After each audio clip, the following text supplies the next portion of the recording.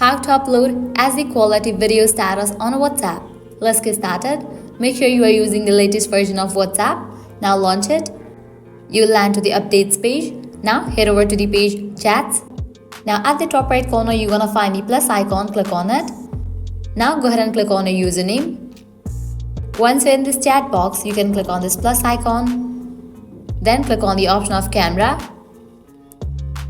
And I can record the video or select any of the video from your gallery. I'm gonna select the video from my gallery. Once you have selected the video, now at the top you're gonna find the option of SD. Click on it. Check in for the option of SD quality. Now you can send it. After it has been uploaded, now what you have to do is press and hold on it. Click on forward. Click on the share icon. Then find the app WhatsApp, click on it. At the very top you'll find the option of my status. Check in for it, then click on next. Now I can add a caption and upload it.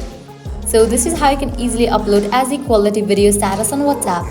At the end, if you guys find this video helpful, don't forget to like, share and subscribe to our channel. Thanks for watching.